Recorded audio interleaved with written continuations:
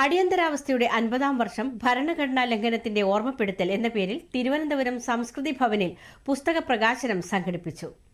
EN Nandakumar രചിച്ച അടിയന്തരാവസ്ഥ രണ്ടാം സ്വാതന്ത്ര്യ സമരം എന്ന പുസ്തകം കെ രാമൻപിള്ള CP ജോണിന് നൽകി പ്രകാശനം ചെയ്തു.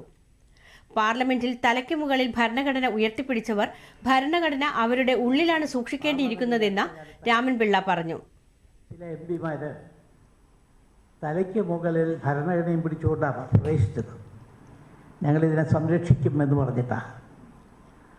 ഭരണഘടന തലയ്ക്ക് മുകളിൽ പിടിക്കുക എന്നുള്ളത് ഒരു പരിഹാസ്യമായ നടപടിയാണ്.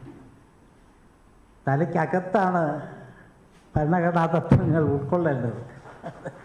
അതുപോലെ തലയ്ക്ക് മുകളിൽ പിടിച്ച ആളുകളെ കാണിക്കുക.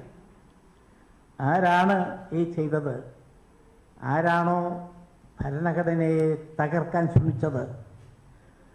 ഭരണഘടനാ വിരുദ്ധമായ നടപടികൾ യാതൊരു മടുപ്പും അറപ്പും കൂടാതെ നടപ്പിലാക്കാൻ ശ്രമിച്ചത് അവരുടെ ആളുകളാണ് ഇപ്പോൾ ഭരണഘടനാ സംരക്ഷകരായി പ്രത്യക്ഷപ്പെടുന്നത്.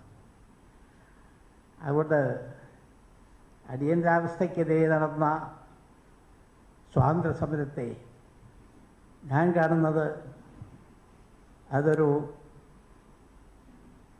യഥാർത്ഥ സ്വാതന്ത്ര്യ സമരം എന്ന് പറയുക. നമ്മുടെ ഒന്നാം സ്വാതന്ത്ര്യ സമരം